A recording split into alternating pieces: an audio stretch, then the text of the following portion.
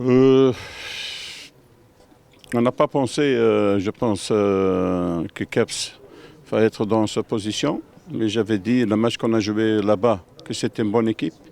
C'était une équipe imprévisible, une équipe brouillon qui joue offensif avec beaucoup de vitesse. Ça va être un match difficile, mais je dis toujours, si notre joueur mentalement sent bien dans la tête, on joue à domicile 5 juillet. J'espère que ça va être plein. Ça va donner aussi un boost. Maintenant, c'est aux joueurs de montrer qu'ils veulent vraiment ambier leur ambition. Dans le Champions League, c'est le plus grand championnat qui est dans le monde. Alors, il doit tout faire pour se qualifier. Coach, est-ce que vous avez remarqué qu'il y a des changements par rapport au match aller concernant l'équipe adverse? L'adverse, ils ont joué avec le numéro 10 comme deuxième attaquant, avec le numéro 7 qui a joué contre nous comme deuxième attaquant, il a joué sur le côté droit. L'attaquant gauche, il reste sur sa position en arrière gauche. Alors, ils ne sont pas changés beaucoup, mais ils ont pris la confiance, mais nous aussi, parce qu'on a montré contre Zamalek et aussi contre le Tripoli, un déplacement pas facile, qu'on est capable de faire de grandes choses. Alors maintenant, c'est à nous de montrer le vrai visage de Usma.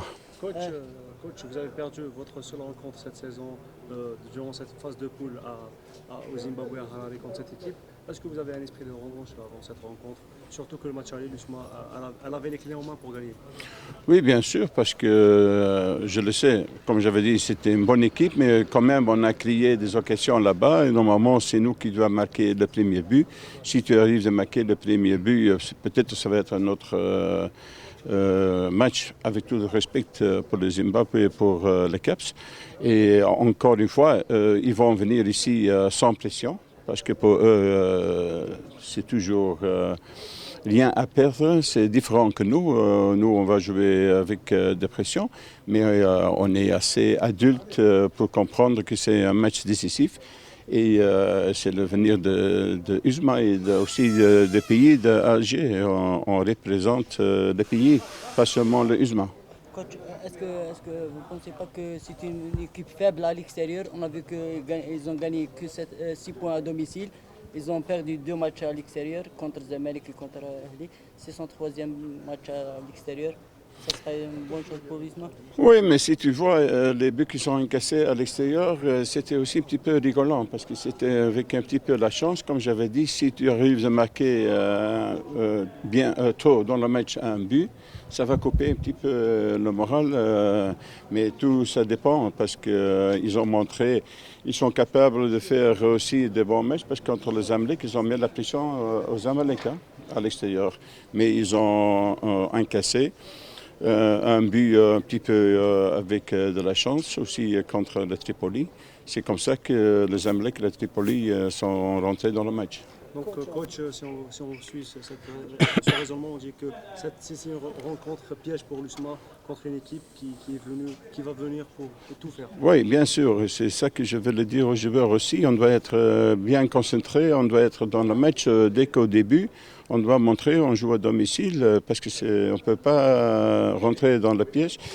Et c'est une équipe, comme j'avais dit, ils ne sont rien à perdre. Alors ils jouent sans pression et tu le sais, c'est toujours difficile. Et comme j'avais dit, c'est une équipe imprévisible. On ne peut pas sous-estimer l'adversaire, on doit prendre ça au sérieux. Et maintenant, c'est aux joueurs, s'ils ont vraiment l'ambition pour se montrer, c'est le moment primordial. Pour l'Isma et pour... Quelle est la clé de ce match? Oui, on doit essayer de mettre la pression, mais je pense que ça va être un petit peu compliqué quand j'ai vu le match qu'ils ont joué contre les Zamalek à domicile. Alors on doit voir comment ils vont jouer. S'ils vont jouer avec les longs ballons, s'ils ne vont pas jouer avec les longs ballons, tout ça dépend. Alors maintenant, au moment où nous on a le ballon, on doit essayer de jouer notre jeu avec une circulation rapide et aussi dans les duels, on doit être présent. Coach, après le départ de Andrea, quelle est l'équipe de M. Poulpout à droite? C'est une bonne question. C'est une question que tout le monde me dépose, même moi-même. Alors, on doit essayer de voir la meilleure solution, mais tu le sais, on a certains joueurs qui peuvent jouer là-bas. Peut-être qu'ils ne sont pas à 100% parce qu'ils n'ont pas le championnat dans les jambes, mais on va trouver une bonne solution, je suis sûr et certain. Coach, c'est la dernière rencontre avant les vacances. Vous allez donner 15 jours de repos pour les joueurs. Vous n'avez pas peur que les joueurs se déconcentrent? Il y aura une déconcentration avant cette rencontre? Ils vont beaucoup plus penser à autre chose qu'à cette rencontre? Oui, je pense qu'on travaille avec des professionnels. Hein. Je pense qu'ils sont conscients de leur travail. Ils sont payés aussi jusqu'à la dernière journée. Et en plus, comme j'avais dit, le Champions League, c'est le plus haut championnat en Europe et en Afrique. Si tu n'arrives pas d'être motivé pour ce match, c'est mieux de rester dans le vestiaire ou à la maison.